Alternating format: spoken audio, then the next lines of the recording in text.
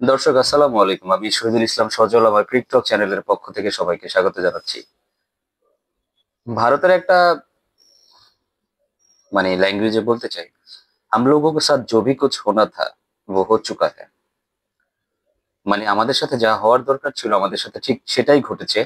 আমাদের সাথে প্রতারণা করা হয়েছে, আমাদের আবেগ নিয়ে খেলা হয়েছে, আমাদেরকে বিমর্ষ করা হয়েছে। কেউ কখনো আমাদের ভালো লাগার কথা, ভালো থাকার কথা কেউ কখনো চিন্তা করে নাই। স্পেশালি আমরা যারা বাংলাদেশ ক্রিকেটের অন্ধ ফ্যান্স আছি, আমাদের কথা না কেউ কখনো আসলে চিন্তা করেন না। জাতীয় দলের একটা জিনিস অ্যানালাইসিস করে যেটা আমি দেখলাম, অনেকদিন যাবত দেখতেছি বা বুঝতেছি, সেটা হচ্ছে গিয়ে ন্যাশনাল টিমে যারাই খেলছে ভাই, প্রত্যেকে না যার যার প্রয়োজনে খেলছে। ট্রাস্ট মি, বিলিভ মি, প্রত্যেকে যার যার প্রয়োজনে খেলছে। আপনি দিন শেষে একটা কথা ভুলে গেলে চলবে না। আপনি যে জিনিসটা করেন, আপনি অফিস করেন, আমি অফিস করি, আমাদেরও তো ব্যক্তিগত জীবন আছে, পার্সোনাল লাইফ আছে। এইগুলা কেন করি আমরা? আমাদের জন্য, আমাদের পরিবারের জন্য। বাংলাদেশের দলের প্লেয়াররা তার চাইতে কোনো অংশে আলাদা নয়। তারা কেন খেলবেন ভাই আপনার জন্য?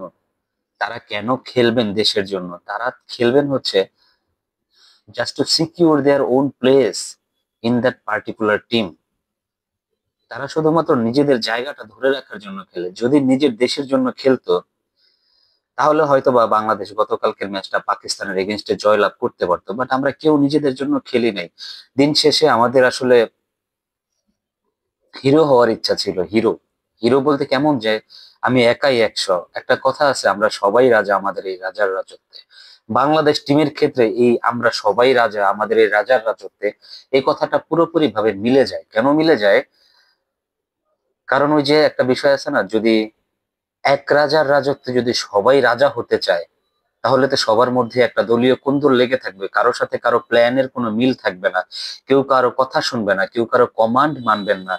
তো দিন শেষে বাংলাদেশ দলের ক্ষেত্রে হয়েছে বিষয়টা এরকম যে আমরা সবাই রাজা আমাদের এই রাজার রাজত্বে। আমাদের টিমে সবাই হিরো, সবারই হিরোগিরি দেখানোর দরকার ছিল, বসগিরি দেখানোর দরকার ছিল। কিন্তু কেউ না এটা চিন্তা করে নাই আমি একটু ভিলেন হয়ে যাই, আমি আজকে 5টা 10টা বল বেশি খাই, আমরা বল কয়েকটা খেয়ে আমরা জাস্ট বাংলাদেশের জয়টা ইনশিওর করি। সত্যি কথা যদি আপনাদের সাথে শেয়ার করি, যে মুহূর্তটাতে পাকিস্তান দল ব্যাটিং এ নামার সময় ধুঁকছিল ভুগছিল, আমি বারবার বলছিলাম যে এই স্কোরটা যদি সামহাও 120 ক্রস করে ফেলে আজকে পাকিস্তান, যে কয়টা রান ক্রস করবে সেই কয়টা রানই বাংলাদেশকে ভোগাবে।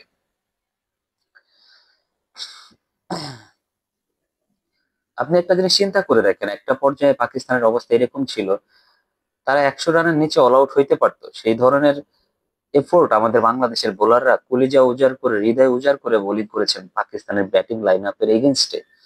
সেই রানটাকে আপনি যখন মোহাম্মদ নওয়াজের ক্যাচটা ছেড়ে দিলেন, আমরা দেখেছি কয়েকটা ম্যাচে, লাস্ট শ্রীলঙ্কার সাথে যে ম্যাচটা পাকিস্তান জয়লাভ করলো, নওয়াজ শেষে এসে একাই পাকিস্তানকে তীরে নিয়ে গেলেন টেনে।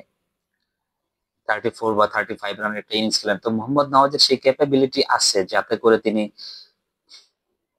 ছক্কা চার হাঁকাতে পারেন। তো সেই নওয়াজকে যখন আপনি 4 রানের সময় যখন একটা লোপ্পা ক্যাচ মিস করবেন নওয়াজের, নওয়াজ তো অবশ্যই সেটাকে কাউন্ট করাবে আপনাকে। তারপরেও মোহাম্মদ নওয়াজ আরো 21টা রান করতে পেরেছে। তারপরে আসেন মোহাম্মদ হারিসের যে ক্যাচটা ছাড়া হয়েছে, হারিসও তো তারপরে 18 19টা রান করে গেছে। ভাই আসলে আমরা যদি সারাদিন কথা বলতে যাই, বাংলাদেশের ক্রিকেটারদের নিয়ে সারাদিন কথা বলা যাবে, কিন্তু দিন শেষে না একটা দুঃখ হয়, একটা দুঃখ লাগে যে আমাদেরকে যে অপমানিত করা হয় সোশ্যাল মিডিয়াতে, বা আমাদেরকে যে ছোট করে দেখা হয়। ছোট করে দেখা কি হয় আমাদের সাথে?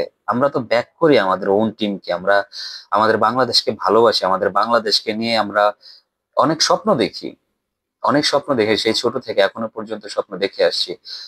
লাস্ট 2014 সালে পাকিস্তান 135-এর এরকম একটা লো স্কোরে আপনার বাংলাদেশকে হারিয়েছিল। আজকে 14টা বছর পর এই বাংলাদেশে কোনো ডেভেলপমেন্ট হইলো না। কার কথা বলবো বলেন? 14 বছর পরেও যদি একটা টিম 135 রান চেস করার মতো জায়গাতে না থাকে, তাহলে সেটা নিয়ে কিছু বলার আর কিছু থাকে না। পারভেজ হোসেন ইমনকে দলে নেওয়ার জন্য আমরাই বলেছিলাম, আমরা অনেকেই বলেছি, কিন্তু দিন শেষে পারভেজ হোসেন ইমন যে খেলাটা খেলে দিলেন, ক্যাচ মিস করলেন ফিল্ডিং এ, ব্যাট হাতে 0 রান করলেন। আবার শেখ মাহিদির ইনফিল্ট্রেশনের কথা বলি, শেখ মাহিদি ক্যাচ মিস করলেন, ব্যাটিং এ নামলেন একটু আপার হ্যান্ডে, মানে উপরের দিকে ব্যাটিং এ নামলেন, কিন্তু ব্যাট হাতে তো তেমন কিছু করে দেখাতে পারলেন না। শুধুমাত্র এই ম্যাচটা কিন্তু 4 ছক্কা মেরে জেতার ম্যাচ ছিল না, এই ম্যাচটা ছিল হাতে বল রেখে ধীরে ধীরে জাস্ট 2-1টা বাউন্ডারি এদিক সেদিক হলে ম্যাচটা বের করা যেত, সেই জিনিসটা বাংলাদেশের টিমের ব্যাটাররা কোনোভাবেই করে দেখাতে পারেন না। তারপরে জাকের আলী অনেকের কথা বলতে হয়, 2টা ম্যাচ তিনি অ্যাজ ক্যাপ্টেন ধরে নেমেছেন। এত প্র্যাকটিস, এত কথা, এত বড় বড় কথা বলে কোনো লাভ তো হইল না, কোনো লাভই তো কেউ করতে পারলো না। জাস্ট জাকের আলী অনেক আমার কাছে লাগলো যেন ওভার হাইপ হয়ে গেছেন, ওভার কনফিডেন্সের সাথে খেলতে চান, কিন্তু সেই জিনিসটা হয় না। তাদেরকে যে ট্র্যাপ করে ফেলে আউট করা হয় সেই জিনিসটা না আমাদের দেশের ক্রিকেটাররা কখনোই বোঝেন না। প্রত্যেকেরই কি 6 মারাটা খুব বেশি দরকার ছিল? একটা 30 রানের পার্টনারশিপ, একটা 40 রানের পার্টনারশিপ ম্যাচটা ঘুরিয়ে দিতে পারতো, ম্যাচটা জিতিয়ে দিতে পারতো। কিন্তু আক্ষেপ আর আফসোস ছাড়া এখন আমাদের আর করার মতো কিছুই নাই। দিন শেষে বাংলাদেশের ক্রিকেটাররা দেশকে ভালোবাসেন না, দেশের মানুষদেরকে তো ভালোবাসেনি না দূরের কথা। আমরা জানি বাংলাদেশের ক্রিকেটারদের অ্যাটিটিউড কোন লেভেলের, তারা মানুষের সাথে কোন ধরনের বিহেভিয়ার করেন সেটা আমরা সবাই জানি। কিন্তু মানুষরা, দেশের বাইরের লোকেরা যারা এতগুলো টাকা খরচ করে খেলা দেখার জন্য আসছিল, তাদের সাথে যে বেইমানিটা করলো বাংলাদেশের জাতীয় ক্রিকেট দল, সেই বেইমানির কোনো জবাবদিহিতা কি তাদের আছে? তাদের কি কেউ সে জবাবদিহি করবে? খেলা শেষ, সবাই ভুলে যাবে, সবাই ভুলে যাবে। আপনি আজকে ভারতের কথা চিন্তা করেন, শ্রেয়াস আইয়ারের মতো প্লেয়ার, ইয়াশস্বী জয়সওয়ালের মতো প্লেয়ার, এরা টি-টোয়েন্টি টিমে সুযোগ পান না। Can you imagine that? আপনি চিন্তা করতে পারেন যে এই জিনিসটা, এত বড় মাপের প্লেয়ার তারা ভারতীয় দলে সুযোগ পান না, আর আমাদের 2-1টা ম্যাচ ভালো খেললেই আমরা ওভার হাইপ করে ফেলি। তাওহিদ হৃদয় শ্রীলঙ্কার সাথে একটা ম্যাচ ভালো খেলার পরে তার ফেসবুক পোস্টটা এরকম ছিল যে আমরা সবসময় চেষ্টা করি কখনো ভালো হয় কিংবা কখনো খারাপ হয়,